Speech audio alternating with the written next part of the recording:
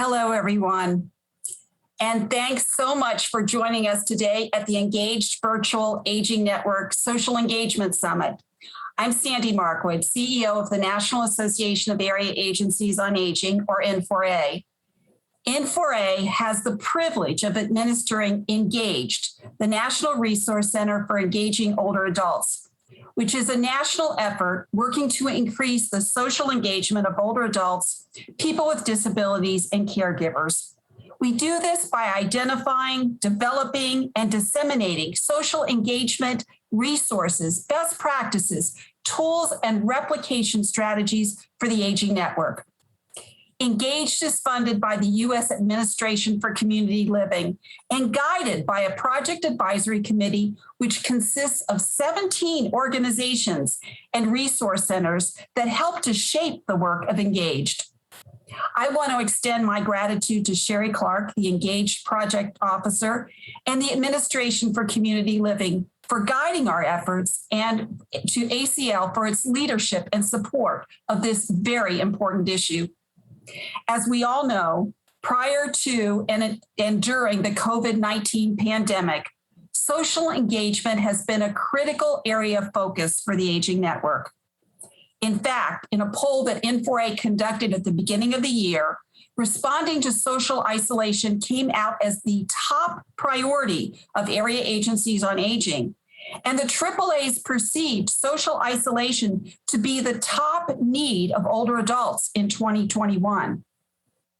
We're hosting this virtual summit to bring together Aging Network leaders, partners, and stakeholders for shared learning and inspiration as the Aging Network continues to develop, expand, and enhance opportunities for social engagement in a COVID vaccine era. As we get started, I wanted to give you some quick housekeeping tips. On the bottom of your screen, you'll see the chat box, which you can use to introduce yourself now and also engage with hundreds of colleagues who are joining you on today's summit. You can submit any questions for our speakers through the Q&A box also on the bottom of your screen. Now let's jump into today's agenda. I am so excited to be joined by so many innovative leaders in the social engagement space. And I'm especially thrilled to be joined by an amazing aging leader and champion, Lori Gerhart. Lori is the director of the Office of Interagency Innovation for the U.S. Administration for Community Living. In her role, Lori facilitates and develops partnerships with other federal departments and agencies and national organizations like N4A to increase access to services that address the social determinants of health and enable people with disabilities, older adults, and caregivers to maximize their independence, well-being, and health. Lori, thank you so much for being with us and helping us to kick off today's virtual summit. Well, thank you, Sandy, and good afternoon, everyone, and welcome to the engAGED Virtual Summit. ACL has recognized social isolation as an issue for many years, and the pandemic really brought the issue to the forefront. The innovation of the Aging and Disability Network is phenomenal. The work you have done to respond and serve people during the pandemic is amazing. And the partnerships that you create and foster in communities are essential to carrying out our mission and especially addressing social isolation and loneliness. The Administration for Community Living is thrilled to support N4A, now US Aging, in the excellent work they are doing in leading the engAGED Resource Center. Thank you, Sandy, Meredith, and Rebecca, for your leadership and the work you do each day to promote social engagement, and especially all of your work in developing today's summit. I think of you as champions too. The Innovation Hub that Sandy showcased yesterday is full of innovative programs to combat social isolation and loneliness. Yesterday, we also heard from Dr. Julianne Holt-Lundstad on recent research on addressing social isolation and loneliness. Although there is some research on social engagement programs that show their impact on social isolation, especially mindfulness types of programs, we have more work to do to understand more fully how programs and technologies improve people's social engagement. Dr. Holt-Lundstedt also shared a framework for solutions and a systems approach to addressing social isolation and loneliness. For example, Dr. Holt-Lundstedt indicated that the research shows that when psychosocial supports are combined with medical care, the likelihood of survival of an individual increases 20%. That's powerful. As we work together to address social isolation and loneliness, we will be working at an individual level, but also at a system level. To do this, we will need to be developing partnerships across all sectors. That's why summits like this are so valuable. It's great that the summit is open to everyone to participate, because we know that it will take all of us working together to create more connected communities that are inclusive and foster engagement of all people. We'll share more information about our Commit to Connect campaign after the panel. It's great to have so many people join today's summit. We are excited to learn from the panelists and from all of you attending today's summit. Back to you, Sandy. Thank you again, Lori, for joining us today. We are so appreciative of ACL's leadership in the social isolation and social engagement space, and for ACL's ongoing support of this work. Lori will be back with us in just a little bit during the summit, along with another special guest. But now I want to introduce our panel. The Aging Network has worked for years to tackle the social isolation of older adults through social engagement programming, and has continued to implement and amplify innovative and creative solutions over the past 16 months to address increased social isolation experienced by older adults as a result of the pandemic. The recent infusion of funding to the Aging Network through the American Rescue Plan Act offers an opportunity for the implementation of new and an expansion of existing social engagement programs to further address social isolation of older adults. As we look to the future of Aging Network services and the opportunities that the ARPA funding provides, we wanted to bring together a panel of Aging Network leaders to share the innovative strategies and solutions that they have deployed locally and statewide to promote the social engagement of older adults and to spur ideas for replication. I am so pleased to be joined today by three fantastic Aging Network representatives at the state and local level. First, we have Richard Pruden, who serves as the Secretary for the Florida Department of Elder Affairs. Secretary Pruden has more than 30 years in executive leadership with the state of Florida, where he has worked to develop, implement, and lead public policies and programs that improve the lives of Florida families. Next, we have Laura Trejo, who was the first Latina appointed to the level of general manager for the city of Los Angeles.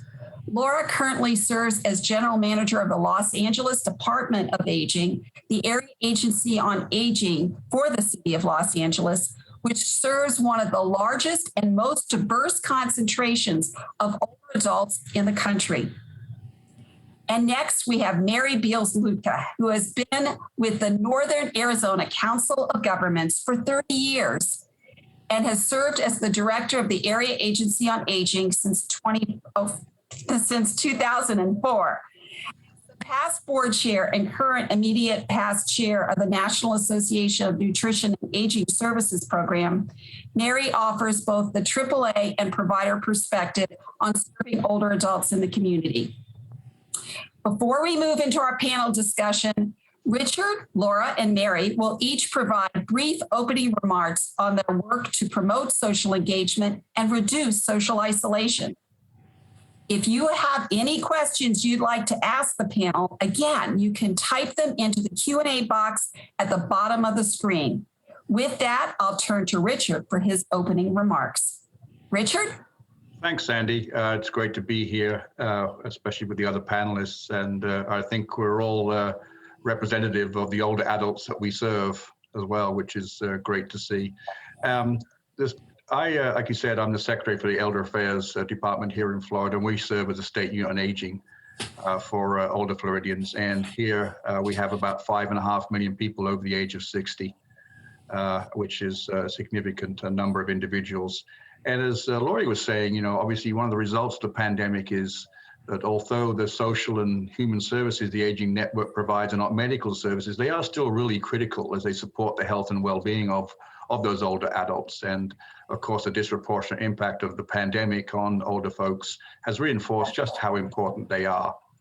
But just like throughout the country at the beginning of the pandemic, providers in Florida turned their immediate attention to ensuring those basic needs for older adults were met, which included the steep increases in home delivered meals and staffing grocery and prescription delivery services. But as those processes stabilized, then they started to shift their focus to addressing those social and emotional needs. And we're brainstorming creative ways to address and help mitigate those negative health impacts of loneliness and reducing social isolation, which is obviously what Laurie was talking about. But we had to do that in recognition and observance of social distancing guidelines, which made things just a little difficult, to say the least. But so, obviously the providers reinforced their crisis response services through telephone reassurance calls. We were averaging at still now about 30,000 calls a month. At the height of the pandemic, it was about 50,000. And just making sure through responsive and proactive calls, checking on those unmet needs and the well-being and safety of older residents. But we also had some other innovative things like robotic pets. To date, we've delivered about 7,000 animatronic pets to socially isolated seniors and individuals living with dementia. They're not toys, but in any way, shape, or form. They're sort of replacing the traditional pet therapy, but they help combat social isolation and depression. And really it has improved the individual's overall mood and quality of life. And also they've helped give care partners and caregivers a reprieve too. And we've seen some heartwarming stories of how successful those robotic pets have been in addressing the social isolation and loneliness of those individuals. I think obviously since the pandemic began, it's been a constant and precarious balancing act between limiting the spread of the virus and that need for life to go on. And I think that balance was even more delicate than in those long-term care facilities. As we know, those elderly and medically fragile residents were deprived of visits from loved ones for over 6, 7, 8 months. And that was a serious concern. And obviously we thought, well, still, even though we need to protect them physically from COVID, there's still a way that we can engage with them on a social level. And so we entered into a relationship with the Alzheimer's Association on something called Project Vital, which is virtual inclusive technology for all. And what that does was actually sort of introducing tablets that are specially designed for use by older adults so that those residents could actually remain virtually engaged and connected. And they can access resources like books and music and movies and games, and also the ability to video chat and email with family outside. I must stress they are specifically designed for use by older adults. And also the virtual technology platform is a very safe, secure place. You don't want to unleash older adults on the evils of the internet because you can protect them on the front end from COVID, and all of a sudden you're opening up to abuse, neglect, and exploitation by allowing them to be on the internet. So it's a very secure platform. But we've seen great success there, over 23,000 video chats over the last 6 months alone, almost 50,000 other activity sessions as well as they access books and virtual travel and things like that. But the other exciting thing was it also facilitated educational and support opportunities for staff through that video-based learning platform so that staff could learn from their peers across the nation about how to better interact with those individuals in those facilities. And so that was something that was pretty exciting. But even so, we realized that there was a need for greater outreach, not only beyond in the facilities, but beyond to those individuals who are still at home sheltering from the effects of COVID. And of course, we have increasing evidence that diverse and vulnerable populations were being even more disproportionately impacted by COVID. So we created a mental health public relations campaign called Talk It Out Florida, pointing out that depression is not a normal part of growing older.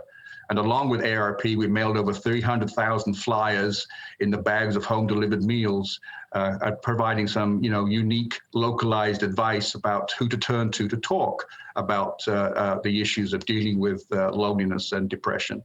And in actual fact, we partnered with our Department of Health and the public health units, and we put over 50, I think, what we call talk it out billboards throughout the state, bringing people's attention and providing them resources to call to address the social isolation.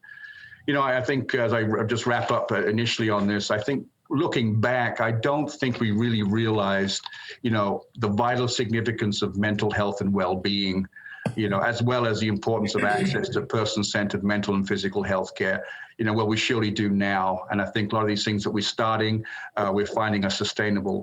So I'm excited to be part of the discussion today and obviously onward. So thank you, Sandy, and I'll turn it back to you. Thanks so much, Richard. Laura, I'll turn to you now. Well, thank you, Sandy, and thank you, everybody, for this incredible opportunity. Richard, thank you for, laying such a beautiful foundation for our discussion. In Los Angeles, as you can imagine, very similar needs rose very quickly as we were mounting our meals programs. We went from about 20,000 meals a week home delivered to almost 200,000. So it was a bit of a stretch. But, one of the things that I quickly focused on was the importance of mobilizing our community. At the local level, that became a critical element of our strategy for success. We knew that we needed the help of everybody in government to help us mobilize the resources and opportunities available to our seniors. For example, we reached out to our public health department. Their environmental health staff was basically telecommuting, and they were not going in the field, which is mostly what they do. So I put them to work, and they started to develop informational fact sheets that we could deliver in multiple languages to our seniors within their meals. We began to reach out to the Department of Public Health in a different part of their work in chronic diseases, and we actually were able to secure funding for an Alzheimer's, developing a strategic plan for Alzheimer's disease in Los Angeles. So we saw the opportunities that kept presenting themselves to build a stronger community. Our work in social isolation had started many months before the pandemic. And so we were really trying to mobilize around telephone reassurance as a system-wide resource available to older adults. And we were doing that before this event occurred. So we were really well positioned with over 50 organizations in the greater Los Angeles County area that were already involved. So we just needed to mobilize them. The same thing that we did, we had established previous partnerships with the food banks. Almost every senior center in Los Angeles became a food distribution site because they already had working agreements with. And so it became about serving families and communities. A lot of the work the Department of Aging did in the last 14, 16 months has really been to reimagine the role of older adults in families and in communities, to really think about what is their place, how do we support them. One of the really, I think, innovative things that Los Angeles did is we partnered with local mom and pop restaurants that were struggling mightily to survive during the pandemic. In the process, we discovered incredible partners that took it to the next level. And I bring it up in the context of social isolation because one of the things that these people naturally were doing, they were connecting as they were delivering meals to the seniors, and they were getting to know them as people that lived in their neighborhoods. That's what neighborhood businesses do. They develop long-lasting relationships with people. I knew we, had done something right when they started to write love notes on the boxes of the meals they were delivering. And seniors started to send us thank you notes for the beautiful notes on the boxes. We put our libraries who were idle. They were all just sitting there with the libraries closed. Our librarians began to write handwritten notes that we began to deliver to the older adults in our community so that they felt connected to other people in the outside, because so many of them were not being visited by anybody. And so we began to really look at the resources in-house as government organizations and said, what do we have that we can put at the table so that we can make sure that older adults know that we're here, that we're paying attention and that it matters. I can tell you, my staff started to do a gifting program and started to deliver gifts to seniors all over Los Angeles. And I started to get notes from older people, literally expressing how grateful they were that people were remembering that they were home alone. So for us, social isolation became a foundational strategy of the work that we were doing, whether it was, developing new partnerships to do virtual social clubs or virtual just gatherings, programming that all went online to make sure that our seniors have that. So a lot of our work has been to intentionally think about how does that older adult inside of that home connect to the rest of the community in a thoughtful way, in a safe way, and how do we reach into their homes? So a lot of that work has been incredibly rewarding to our community. As I was sharing with Sandy earlier, I said, I think the older adults benefited greatly, but I think if I'm to be honest, we benefited more because we learned so very much about the power of the work that all of us do. That I'm getting so much reinforcement from colleagues that helped me to say that was the highlight of the work that they've done in public service. So I'm really excited that we took that approach of social engagement and social connectedness as part of the foundation of everything we've been doing. Thank you. Laura, thanks so much. I think what you and Richard both pointed out is just how foundational, again, the work in social engagement is to the Aging Network. I'll now turn to Mary to make her opening remarks. Mary? Greetings to everyone, and thank you so much for having me participate on this very important panel and summit. I really am, here for that rural Arizona and rural America, because that's who I serve. I'm with Northern Arizona Council of Governments, and I'm the Area Agency and Aging Director. We cover 4 very large counties, over 48,000 square miles. So we had additional issues during the pandemic. We usually case manage around 1,600 clients a year, but in 2020 it was 2,560. As we all have been talking about, social isolation has long been an issue for older adults, and particularly in rural areas. Often in the areas that I serve, there are no services, there is no transportation to access, and neighbors live very far away. Internet services are sketchy at best, and then the pandemic hit, and it exacerbated all of that. The silver lining, as we've been talking about, of the pandemic is that now lawmakers, decision makers have a better understanding of the issues, but even more exciting is they understand what the Aging Network can do to mitigate those issues. Our team immediately started working at home and virtually in one day. Now that came from a lot of pre-planning. We had been paperless for 6 years, and all our phone systems were internet-based. So it was seamless for anyone reaching out to the Area Agency on Aging, either by the internet or by the phone. But we also had to consider those older adults that didn't have internet and make further program adaptations. We too first thought about nutrition. How are we going to get food out to everybody? We work closely with our 18 senior centers across our region to help them, implement programs like Grab and Go and increase the home delivered meals clients. Then we thought about the social isolation piece because it's always been part of our thought process. So how do we start? We started with hiring an activities specialist. This person is actually a certified activities specialist from long-term care and has a lot of experience in this area, but she too had to be even more creative than ever before. Activities and recreation were not available, obviously, anywhere else. So we set her to work.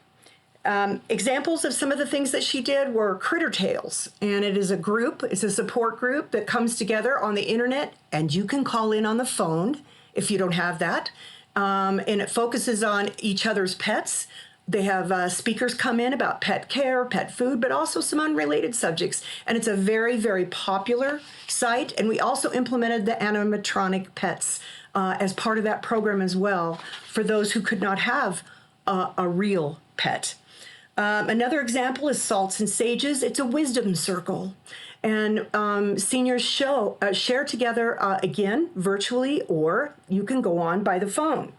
We also expanded our reassurance calls, and we implemented volunteers from the county health departments, from the sheriff's departments, and also from staff in other departments at NACOG, like the Head Start department, which was totally shut down.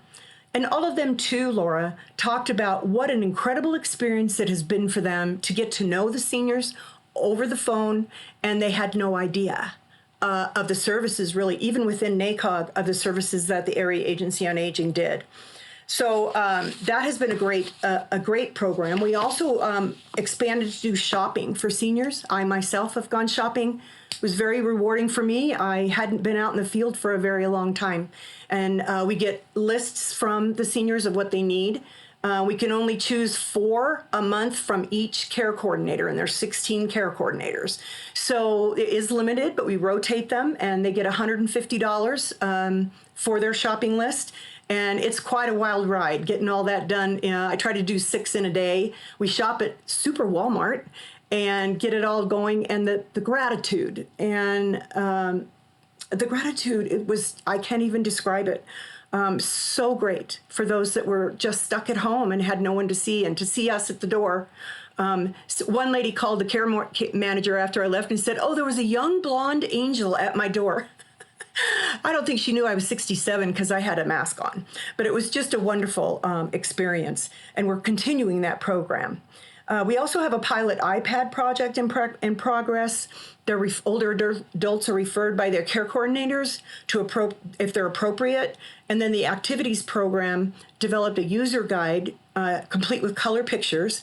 And then the iPads and all the needed cords are delivered, and then along with the guide, and then they do virtual training and individual sessions. And some need more assistance than others. And a few people did drop out of the program that it wasn't right for them.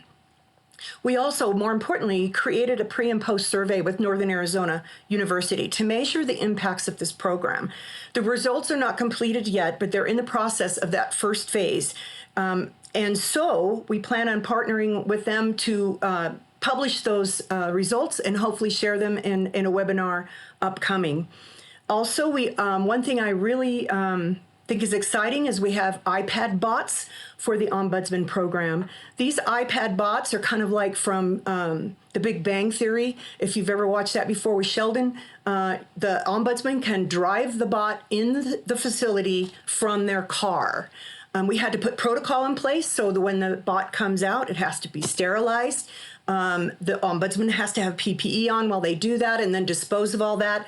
And it folds right up and goes in their trunk, and they can go on to the next session. And the seniors, the older adults, and everyone living in long-term care love the iPad bots. So they're just an overview of some of the things we're trying to do in rural America. Mary, thank you. And I agree with the woman who called you an angel when you came to the door. I really want to thank you all for sharing your wisdom and your experiences. They're phenomenal. I want to start out, I just have a few questions, follow-up questions for the three of you, but then we're opening it up to the audience for questions. So again, please submit your questions for our panelists through the Q&A box. But just starting out, as you think about the new Title IIIB of the Older Americans Act funding from ARPA, what social engagement opportunities do you think your AAA, or for Secretary Pruden in your case, the Florida AAAs, that you think are really ripe for exploring? And do you have a wish list of social engagement activities you'd like your state aging network or your agencies to explore? And I will, Secretary Pruden, I'll start out with you. Okay, thanks, Sandy. Yeah, I've never been called young, blonde, or an angel ever. So I don't think that's the way we're going to start. But that is cool to sort of hear that, the gratitude and stuff like that. I think that's the, as Laura said, that's the most gratifying thing is the satisfaction you get of actually sort of helping someone in those situations. But I think we all recognize that one of the silver lining of the pandemic that, it really has brought attention to the criticality of the work that we do and how important it is to population health just as much as those clinical indicators. And we all know what those social determinants of health are. We've obviously, that's what we practice. But COVID shook the foundation of them, and in so doing, increased awareness of how much aging services are an essential part of the nation's health infrastructure. And I've been criticized for using Winston Churchill's quote too much. Never let a good crisis go to waste. And what he meant was obviously using that situation to sort of make decisions that are sustainable beyond the crisis. And we've been doing that. Been thinking outside the box. So while that pandemic has created havoc and uncertainty, it's also provided numerous opportunities for rebuilding and reorganization at all levels. And I think now we have the communities that sort of seeing the ability to rebuild using new and expanded technology with the advent of new programs and services. So, and not only do we have this new awareness, now we have an increased level of funding. This is an unusual situation. Normally we have unfunded mandates, but now we have this opportunity, and I would say a responsibility to really assess what communities need to rebuild, and it's an awesome thing to be at this place in time for all of us. I think to be able to sort of like finally implement things that are sustainable above and beyond what we've been doing and struggling with for so long. I think back, and as I think what we recognize is there was always some social and health inequities in the programs and services that were being provided, not deliberately. I mean, obviously, we don't practice that, but it's always inherent. So as we rebuild and restructure things, we have to be aware of that. So I think it's going to be more outreach to those individuals who we serve, a more in-depth discussion with those individuals who may have suffered some social or health inequity, and talk to them really about what they have gone through and what they see as the way out of this. So I think just on a higher level, I mean, they're looking at everything. I mean, technology is one thing, but we don't want technology to replace that sort of person-to-person contact that we all thrive on. I mean, you heard the stories today, from Mary and Laura about how the gratitude and that visual looking at each other and say thank you and you're welcome, and we both go away from that encounter warm and thriving from that. And I think that's something we want to continue. So we want to use technology to enhance that. And I really loved what you guys at ACL have done with this Commit to Connect.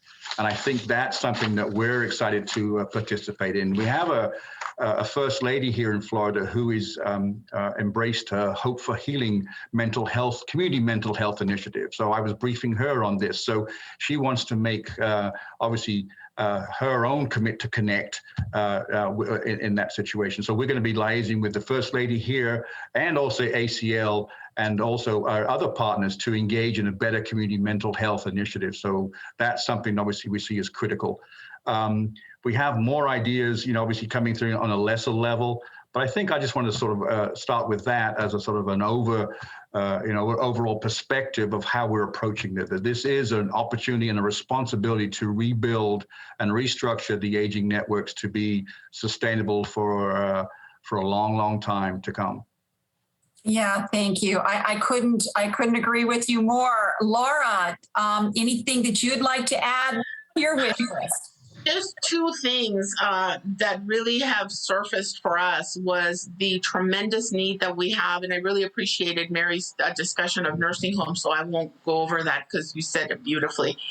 But two groups that we're focusing on in terms of social connectedness and isolation are homeless older adults, and the fact that when this pandemic hit, it seemed like nobody remembered that we had older adults in the streets that were homeless, so people began to develop policies that actually were not age friendly, and we had to really jump in very quickly. And that's been an ongoing area of our interest in Los Angeles, as you can imagine, but this brought it home even more so. The importance of connectedness, the importance of making sure that people are caring about what's going on with them. We currently work with about 200 homeless older adults in a training program, and we were calling them 2-3 times a week. and making sure that they knew that somebody cared, that they were okay and that they were safe and that we were going to make sure that they got the resources they needed.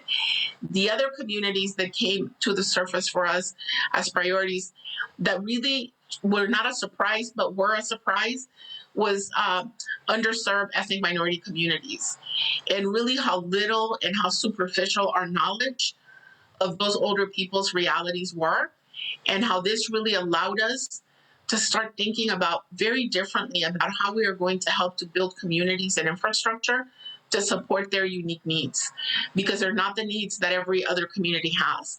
We're going to have to tailor our approaches to make sure that they meet those needs. And so, it's not only language, but it's cultural understanding. We actually developed a partner with the National Asian Pacific Center on Aging overnight, because they had the language capacity to inform seniors what was going on, because they sometimes did not have access to the media. So for us, making sure that we had messaging in real time that connects older adults to the sources and information that they need has become a very critical step in bridging social isolation. So that's what I will contribute. Great, Laura. Mary, would you have anything to add from your wish list? Well, I think for us, this is the first time we've seen some substantial state funding for aging. We've been very low with that, and so I would like to see that continue. Some of it was just for this year, and we need to look at that and look at the need ongoing. And we'd also like the state agency to explore some virtual options for programming. Like the virtual senior centers, there are licensing involved. And if the state did it, it would be cheaper. And I'd like to explore that for the cost savings. And then also continued support for funding for internet access, that commit to connect. I know there's some pieces of the infrastructure bill around broadband access in rural America. And that would allow for more client engagement. Long-term sustainability of home and community-based services could very well depend on that, on finding ways to utilize programming and technology. And then I also think we have to remember when we're thinking about rural Arizona, it's better to teach a person to fish, right? That's the old adage. But if they don't have a fishing pole and a lake, it's not going to do us any good. So we have to make sure that the seniors have the tools they need ongoing, not just to learn a skill they can't use and it goes away. And I'd also like to see more outreach and marketing of the Aging Network. And also, I would like to see a specific funding source for volunteer management. As we all know, volunteers are critical. We have none right now. And finding, recruiting, training, and sustaining that takes time and money. Thank you, Sandy. Yeah. Great, Mary. Thank you. Those are all incredible ideas and all doable ideas. I mean, I think they're all things that we can take apart and utilize the ARPA funding and the capacity of this incredible network to be able to move forward and make improvements and enhancements in. But one of the questions that we got from the audience was about the issue of partnerships, and you've all alluded to that. But the question that we have is recognizing that partnerships are critical to the work of the Aging Network. Can you share more about the partners that you all have worked with to offer social engagement activities? And Laura, this time I'm going to start with you. You talked about the fact that you had engaged so many of the city workers to help you, which was incredible. Were there other partners that you brought to the table as well?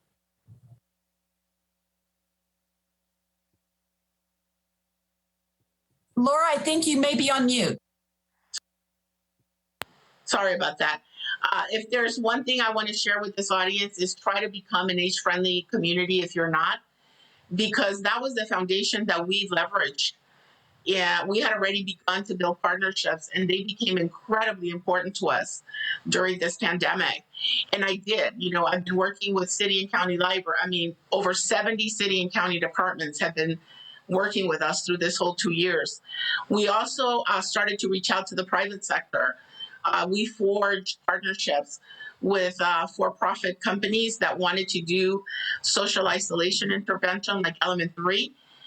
Those were the virtual clubs we were building with the thought of bringing, when people could come outside, they could actually meet each other. We also have been working with technology partners, with the motion picture home. Dr. Scott Kaiser here in Los Angeles has been a leader in telephone reassurance. So working with Scott to really mobilize our community has been critical. That's about 30 to 40 partners right there. So our work has always been to scale in Los Angeles to the entire region of Los Angeles County, not to just do something in one small community, but always intentionally thinking, how do we bring this to the largest number of older people in the community? And the only way you do that is with strategic partnerships. For example, I'll give you a really creative one. We had no drivers, as you can imagine. Everybody went home.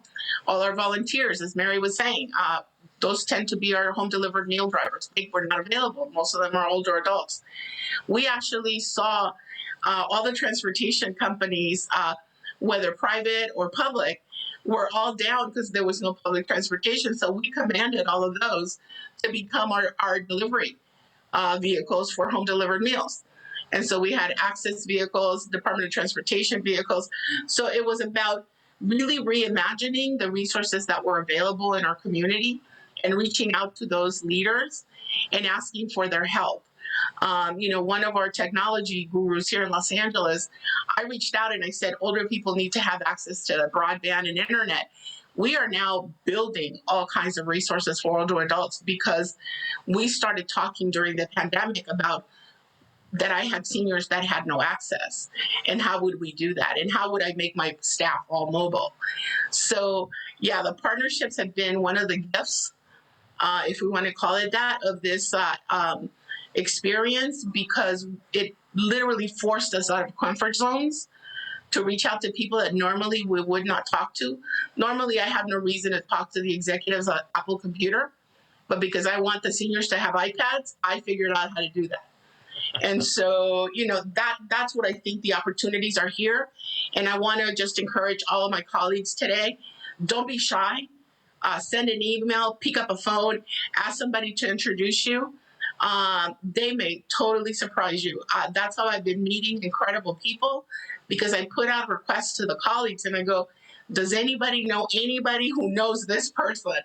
And eventually, as you know, like 6 degrees of separation, somebody eventually answers and says, yes, I do. And there I go. So I want to encourage this network to be more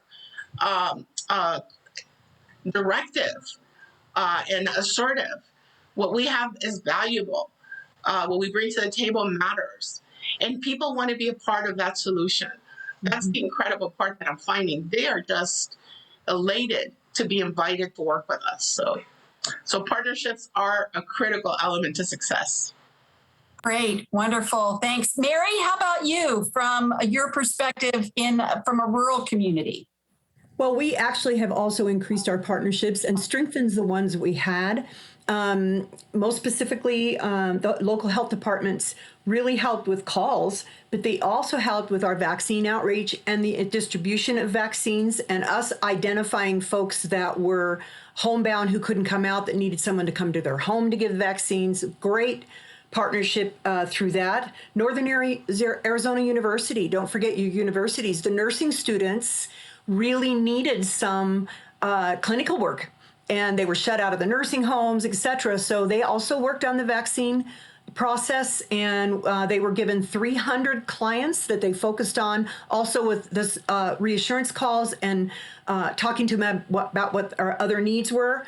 We also did the nonprofits and the for-profits and the religious institutions. And we're also working with the LIFT program. And we have a voucher system for lifts now to get folks to where they need to go. And that's worked really well. And I agree with Laura. We need to continue to strengthen those partnerships and reach out, because people do want to be part of the solutions. Great, Mary, thank you. Richard, you mentioned in your opening remarks about a partnership that you had around technology, Project Vital.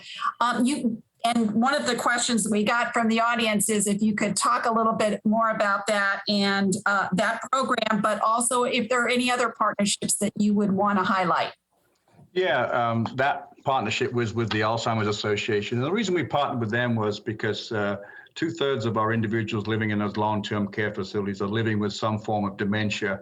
And so what we wanted to do was obviously address their needs as well. So, initially when we came up with the idea, I just thought like drop off a couple of these Kindle Paperwhites and they'd be good to go. But recognizing that that was obviously dangerous, we engaged with the Alzheimer's Association and a company called IN2L. It's never too late. IN2L, who had designed these specially designed tablets for use by older adults, and they're very robust. I think they're Samsung tablets. And on those tablets, you can store up to 20, 30 different individual profiles. And you can access them obviously through, like you might have a photograph of the resident, they could just press that photograph and then they can engage, and it can be set up by their family for their favorite music, for their favorite books and TV. Because obviously people, even though they get visits back on now, they're still lonely in between visits. And so we're finding that these they're getting a lot of use by individuals who can virtually travel. And also, it's funny, one of the most interesting things is they're interested in is these old TV commercials from the 50s and 60s, because that's a time they remember, obviously, when they were younger and stuff. And you didn't have the choice of switching TVs back there in the channels. You just had to sit there and watch it. So I guess they remember that. But we also recognize that it's important to take that technology and the computer technology, the tablets, to people in their homes and communities. And so we're working with the Alzheimer's Association to identify individuals who are still living at home, aging in place, and working with individuals who are not only living with dementia and have care partners, but anybody that's living at home and has some issues with their ADLs or IDLs. And so we're looking at sort of options to working with them. And we're looking at options not just with tablets, but with a company called Uniper, who has a USB stick you can stick into a television set. And I think that's particularly useful in areas where internet is difficult. So you're finding, though, in this world now, the venture capitalists, all these startup companies are propping up, coming up out of nowhere. And so if you just look, as Laura said, if you just look and ask around, there's someone there willing to fill the need that you're asking to be filled. And now we have the money to pay for it. That's never happened before. So, I'm talking about this unique thing that works for us, and we're looking to expand it, but it could be something different. The bottom line is technology exists to provide an option to address social isolation, and it'll be different. And just because we're a large state doesn't mean anything. We're all, as you know, a product of small communities. That's where the success is. As Laura said, it's important about this age-friendly initiative. We're an age-friendly state. And the importance of that is recognizing the nuances of the local community, their character, who they are, what they are, and let them develop to become livable community, which is essentially what it is, so we can all live and age well.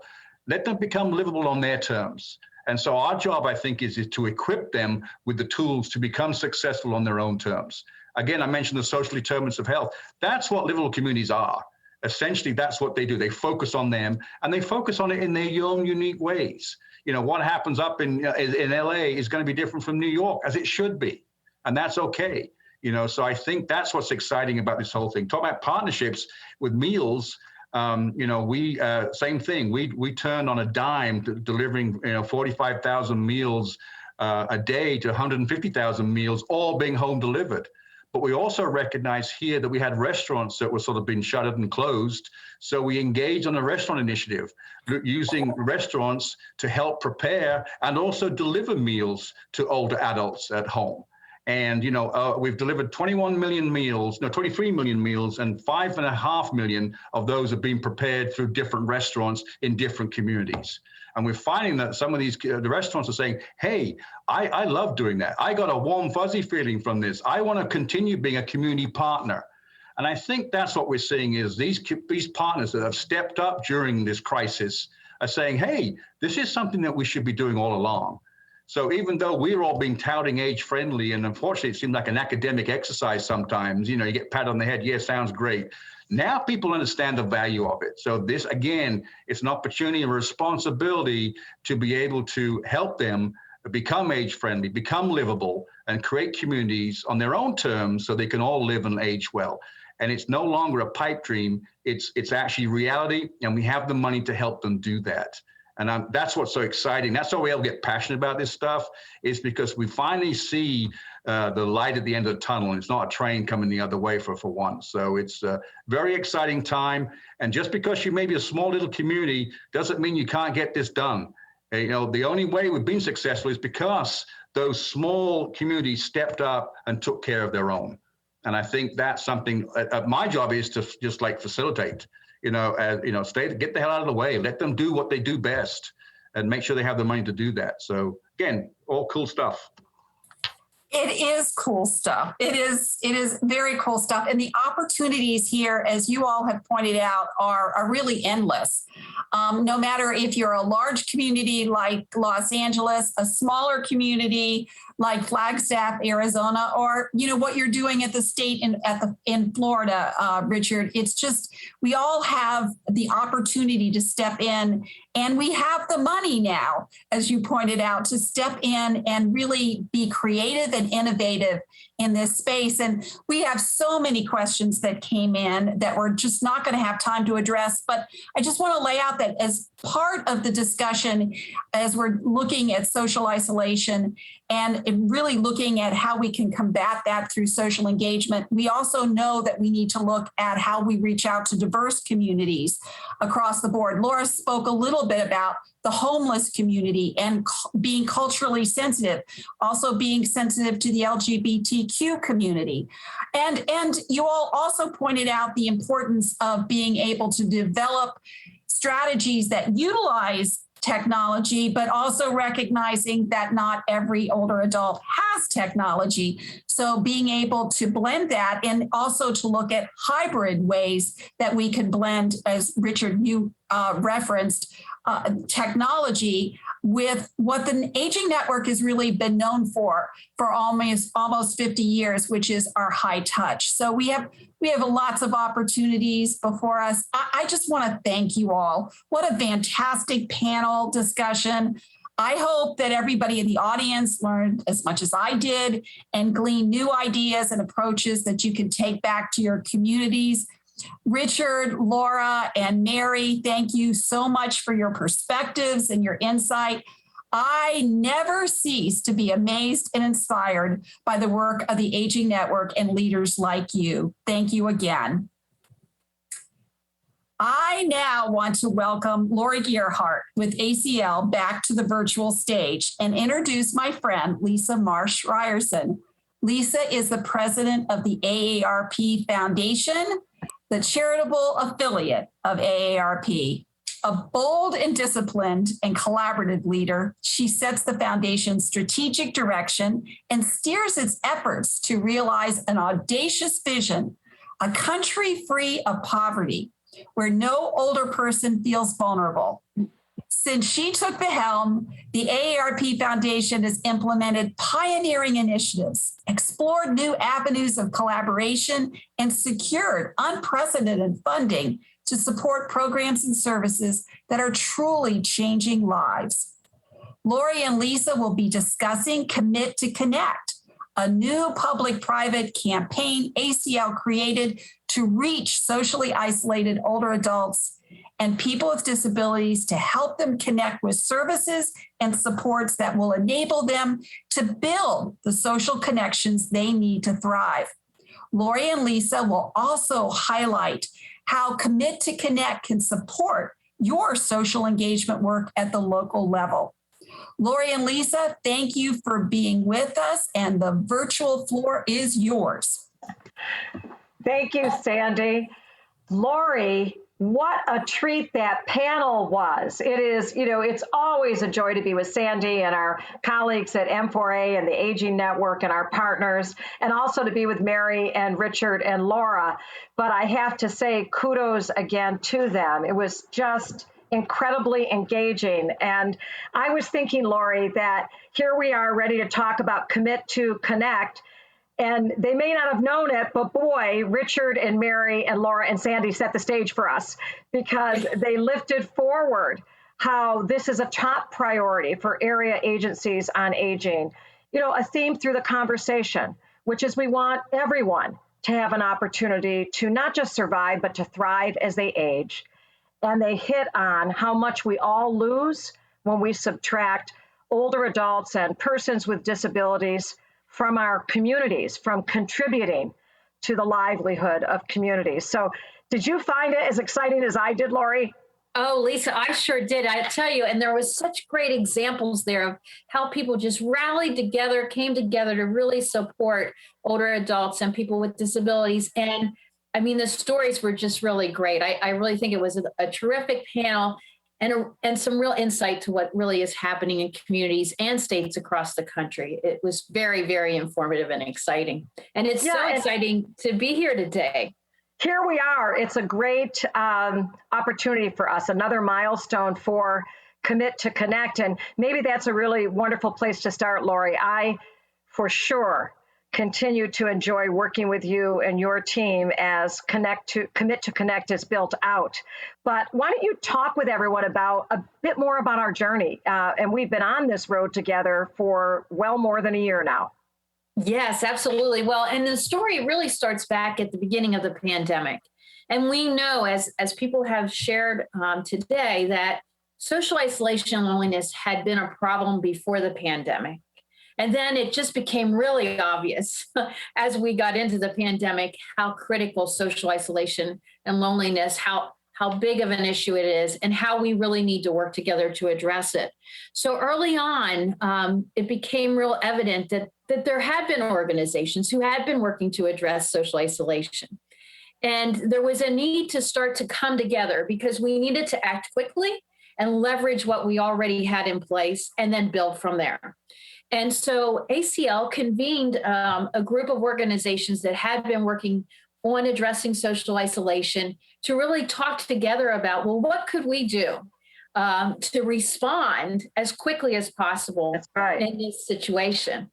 And so these organizations came together, and they were organizations like N4A, now US Aging, the Aarp Foundation, Advancing States, Leading Age, Consumer Technology Association, the Meals on Wheels America, the National Council on Aging, AT3, the Technical Assistance Center for the AT programs, the Georgia Assistive Technology Act Tools for Life and Pass It On Center, and the Colorado Center for Inclusive Design and Engineering, and the National Coalition to End Social Isolation. And these groups came together and we started to share what we were already doing in this space. And then we talked about, well, how could we leverage what we were already doing? And could we take this moment in time and turn it in to a bigger push on how we could really address social isolation and loneliness? And so the Commit to Connect campaign was born.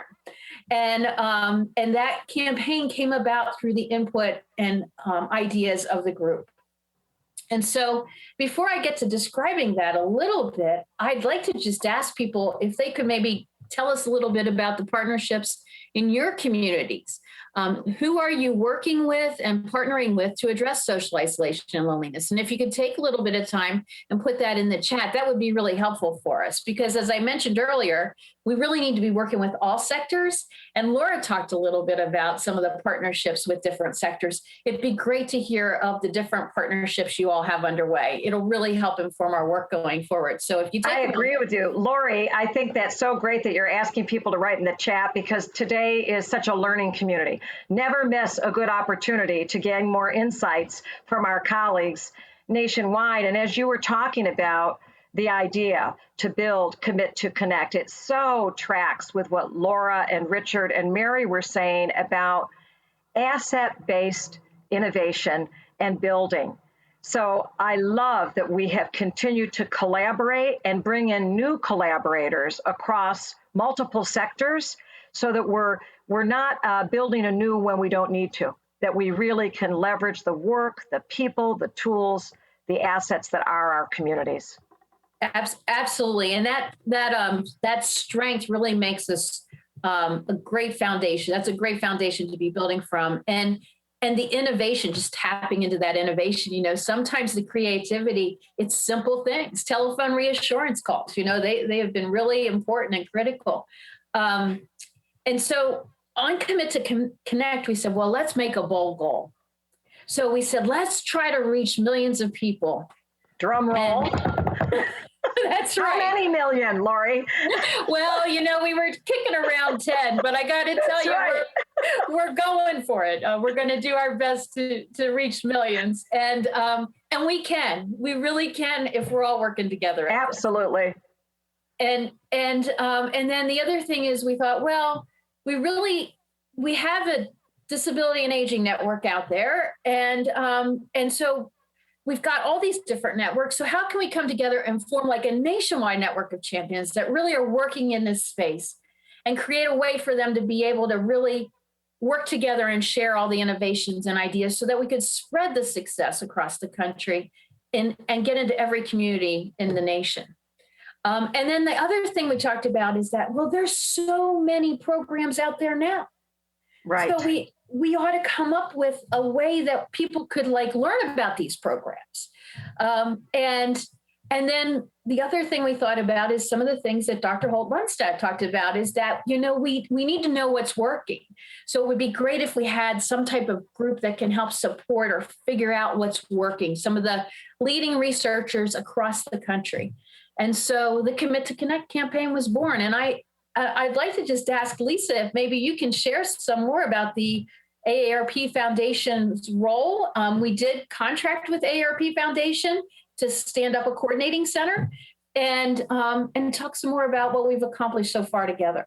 Happy to, Lori. And again, today is so affirming and confirming for me and the entire team at AARP Foundation that we are in this important work together with such wonderful people across the nation. So we're honored to serve as the coordinating center. As you know, Lori, we're really locked up together in the work to realize the vision of Commit to Connect. And we've been working in the space, I think many of you know, of social isolation as a social determinant of health. I mean, Richard and others spoke about that in the previous panel.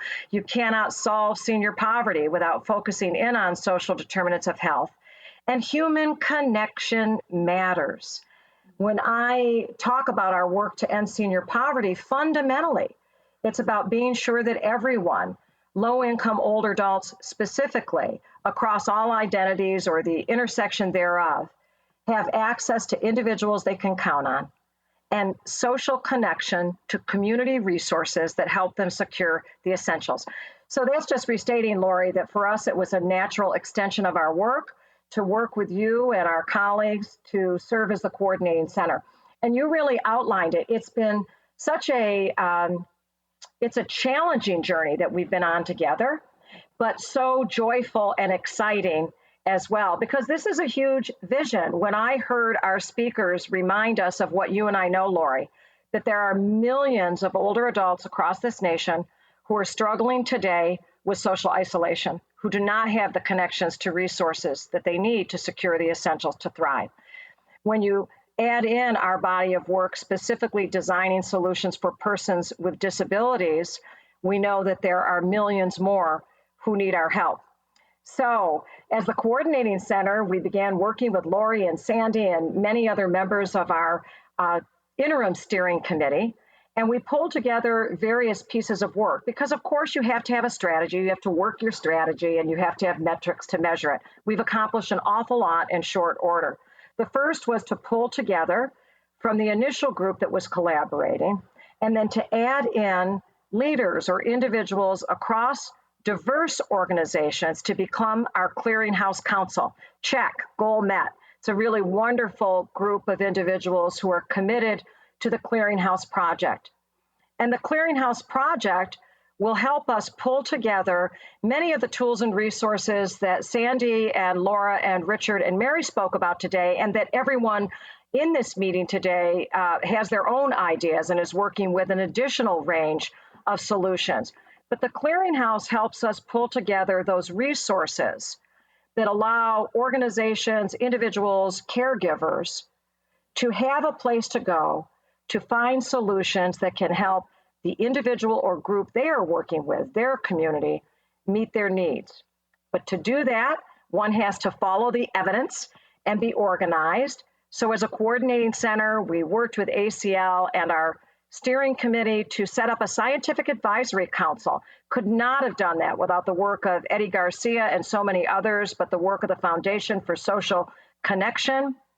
This is a very talented, diverse group that is ensuring that as we pull together solutions that exist already, and as other innovations are built, that we're leaning toward the evidence and following that always. And I think, if not most exciting, equally exciting is what you announced, Lori, which is next week, we will launch the hub for the Network of Champions, which is a nationwide network of organizations and individuals who will ensure that we remain connected. There'll be a learning community and an action community so that we will hit that $10 million goal. And I'd be remiss, I'm talking about the work of AARP Foundation, but I can't name my whole team. Emily Allen, our Senior Vice President of Programs, runs this effort with you, Lori, but she's ably helped by Cesara and Casey and Jessica, Eliza and Ryan with them before, and so many others. So that's just a bit about the pieces of our work. But most importantly, the work as the coordinating center knits, it is foundational and knits so beautifully with our commitment and mission at AARP Foundation, which is why we're continue to be proud and excited to work with you. Lisa, it's so exciting. It's so exciting to be working with you on this project and how far we've come. And with a nationwide network of champions moving to more of a launch next week, we're really, really excited about that. And we want to encourage everyone to help us and sign up to be part of that, because you'll be able to help us continue to shape the nationwide network of champions. And also, we wanted to mention that a lot of the communities and the work that you all do is so essential, and you know what's happening on the ground. And so your work in identifying, this will be a role for the champions, in identifying some of the programs that are already happening in your community and helping to feed that through the clearinghouse will help us really create a robust database of different solutions in the community. It's just so exciting, all the work that we've done and where we're at this moment and what's to come. There is great work ahead of us, and we know that this work will continue. I'm glad, Lori, that you asked people to, in essence, let us know if they're interested and start to sign up to join us in the Network of Champions. Because, this is a conversation, this work to meet the goal of ending social isolation for older adults and persons with disabilities in this nation. It takes all of us in the Aging Network, all of us across sectors, and the leveraging of the many assets in our community. So hear us, we need your help.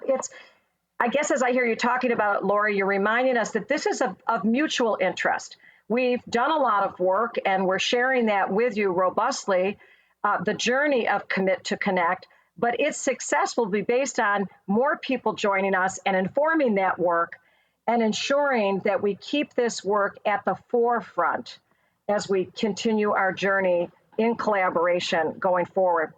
It's also a great reminder, Lori, that Commit to Connect was born of the moment in time, recognizing that, as Sandy said in her opening, that so many older adults lived in isolation well before the pandemic.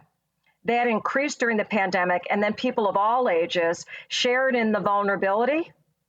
And it goes back to what Richard said about, don't, quoting Churchill, never miss a crisis. And maybe it is quoted too often, but in this case, I think it was very appropriate because right now we have the attention of many more people of all ages and backgrounds who understand the devastating impact of being disconnected from social networks.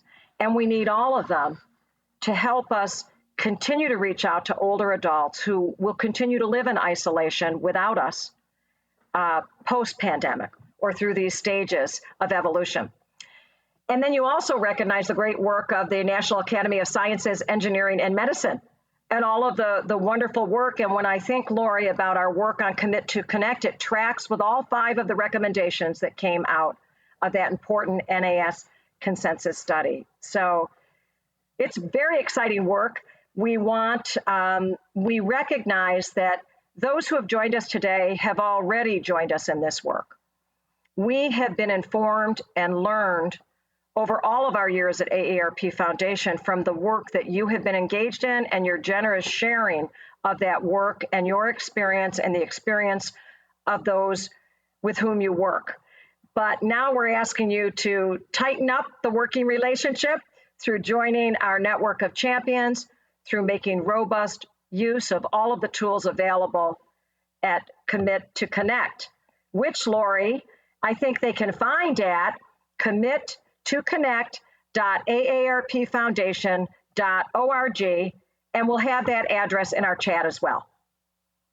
Absolutely, Lisa. That is so right. And the other thing I wanted to add to what you're saying is that this nationwide network of champions will be bi-directional communication. That's we want right. to hear from all of you, and we want to be sharing information. And we're hoping that there'll be discussion groups on people that are interested in some of the different features that were even talked about on the panel today.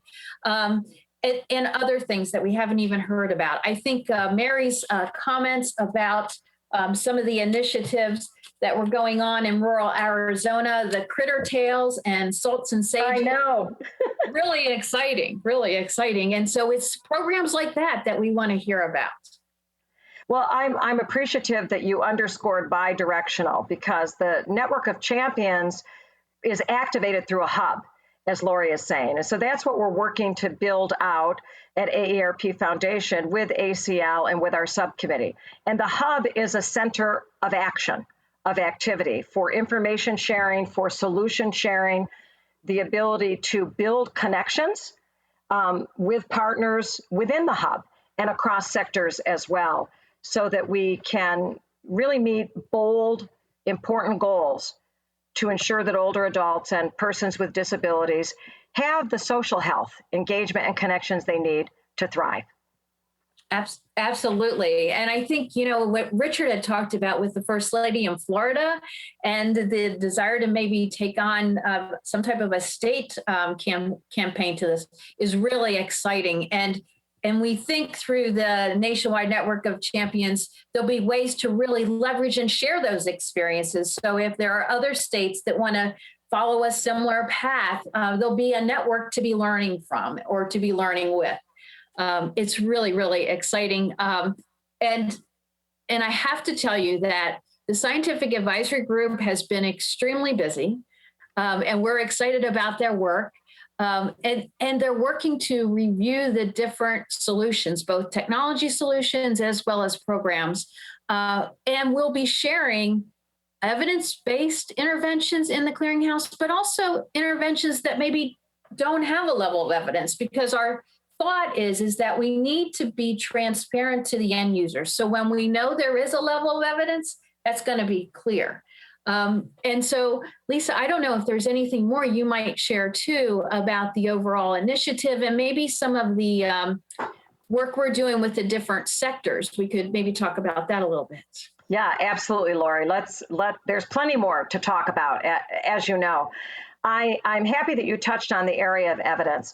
I think we all agree that we want to be able to support one another in building the evidence, because as we're working to meet critical needs of individuals, we want to be sure that we're connecting them to solutions that we know work, and that we have some evidence, both quantitative and qualitative.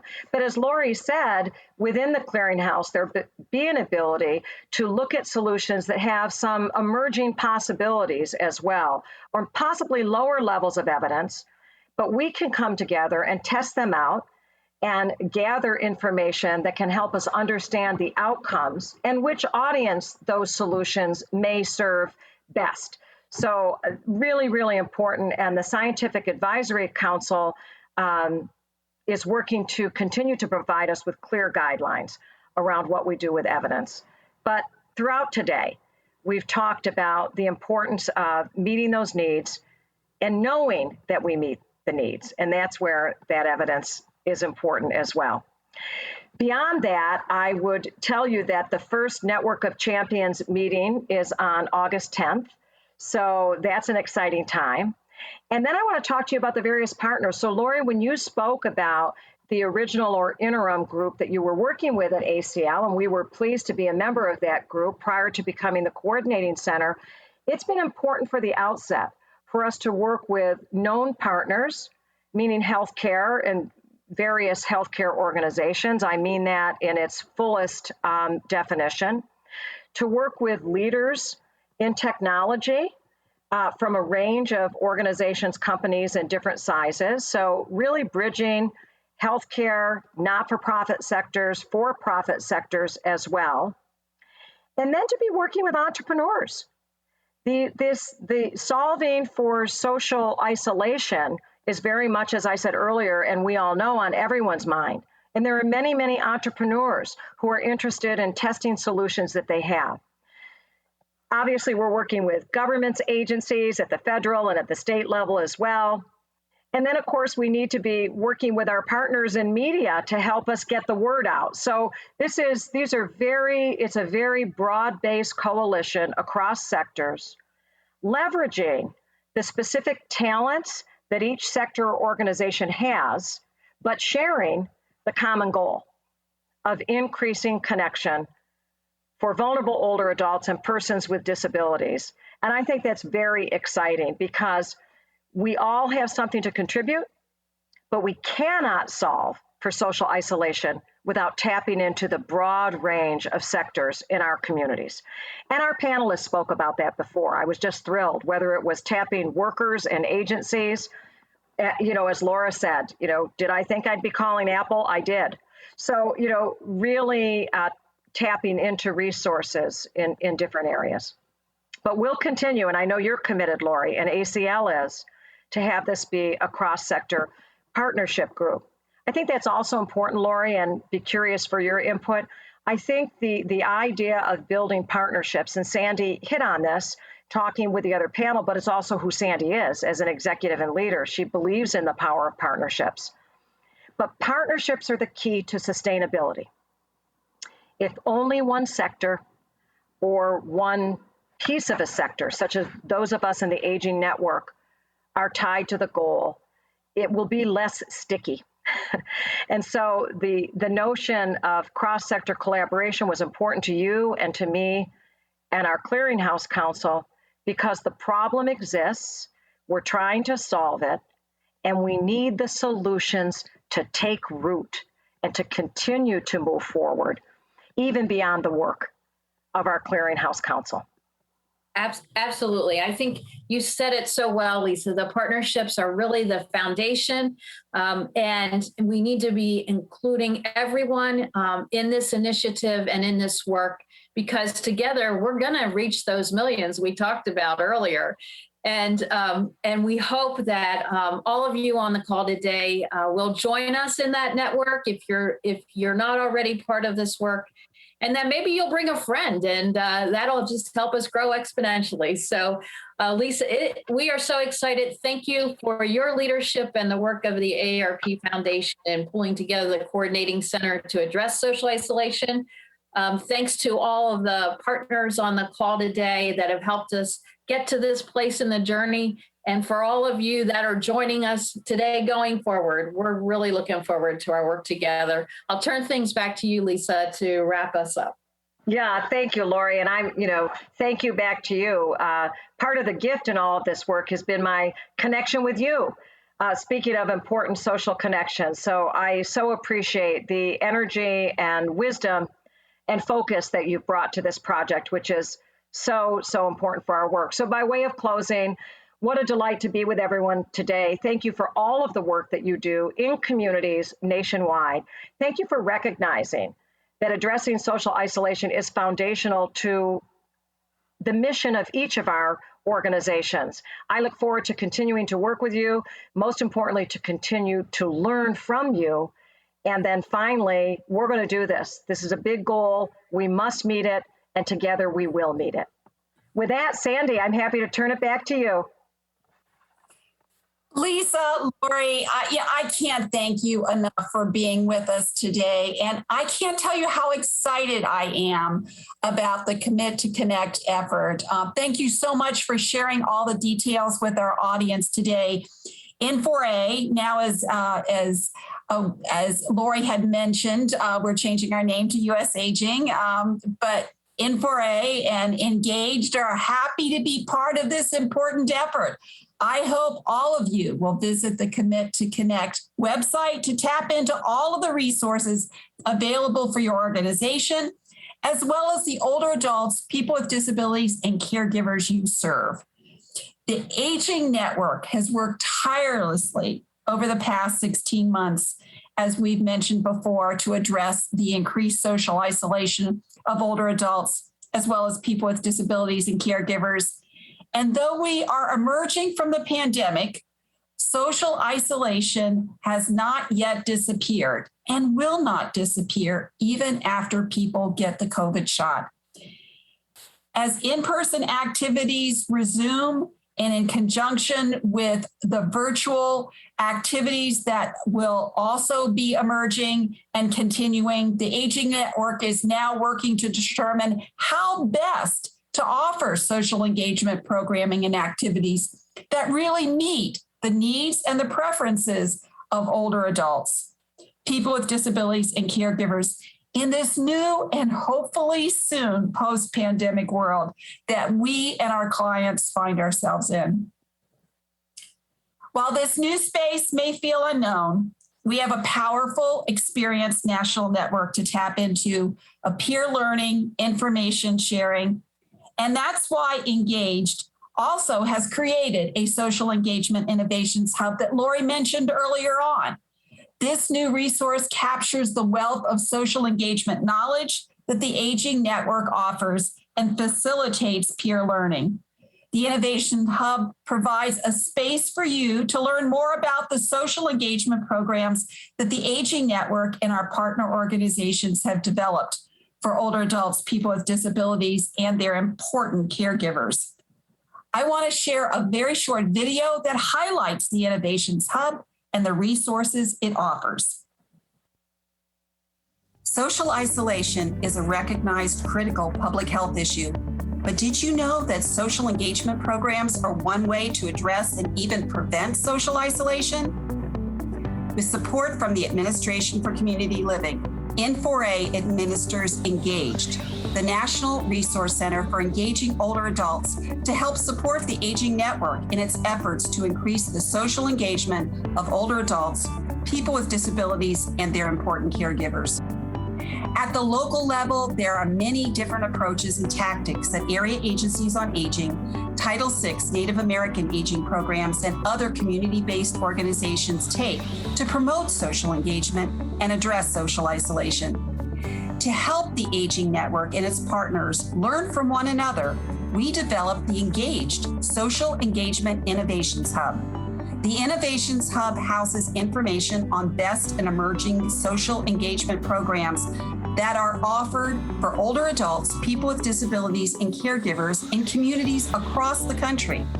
The hub is searchable, so you can sort by what type of social engagement interventions you're looking for, like intergenerational programs, volunteer opportunities, or lifelong learning efforts. If you're looking for inspiration based on the geographic area you serve or partners you're interested in working with, such as libraries or housing providers, you can search by those filters as well. The program summaries contain all you need to know about the program, including partners involved, outcomes demonstrated, lessons learned, and resources needed. We've even included contact information for the people behind each program featured in the hub, so that you can follow up directly with them to ask questions and learn more about their efforts. The engAGED Innovations Hub gives you access to a variety of replicable examples to inspire and inform your organization's efforts to help older adults, people with disabilities, and caregivers stay engaged and connected. To get started, visit www.engagingolderadults.org/hub And also consider submitting your social engagement programs so your peers can learn from you too. As the video described, the Innovations Hub showcases practical local examples of what's working in aging network organizations across the country and what strategies and solutions you should consider when developing and implementing similar social engagement programming in your community. I hope you will visit the Innovations Hub and also consider submitting your own social engagement programs so your peers can learn from you too. Along with the Innovations Hub, engAGED has a variety of other resources to support your social engagement work. We hold monthly webinars, publish a monthly newsletter with new resources, research, and best practices, and publish monthly blog posts. We also hold office hours, which offer a space for aging network staff to participate in small group technical assistance calls and ask questions of peers and the engaged staff. Along with our technical assistance and training offerings, we also have several publications, videos, fact sheets, and flyers available on our website. We hope that you go see them. These resources are intended to both inspire your social engagement efforts through connection to aging network programmatic examples and provide you also with templated language and materials that you can co-brand and distribute to older adults, people with disabilities, and caregivers you serve, so they can learn more about social engagement benefits and opportunities. Links to resources highlighted today, as well as other helpful pages on the engAGED website, are available in the chat box and will be shared by email with all attendees after today's summit. As we close, I want to again thank all of our speakers for sharing their time, their insights, and experiences today, and thank all of you for joining us today. The goal of engAGED, like yours, is to ensure that older adults, people with disabilities, and caregivers have the ability to remain connected to their communities so that they can thrive. Like you, we know that social engagement is the key to that connection. We hope the summit has provided you with several ideas that you can take back to your own organizations. As you continue to enhance and expand existing social engagement offerings and develop new programs, please remain connected with engAGED via our website, newsletter, and social media so you can access our resources and we can all continue to learn from one another. We will be sharing the resources highlighted today in a follow-up email, which will also include a survey evaluation link. Your feedback will help us shape our future events and offerings. So please let us know your thoughts so we can ensure future content meets your needs. Keep an eye out for that email from us. And again, thank you all for joining us today for the summit, and have a great rest of your day. Take care.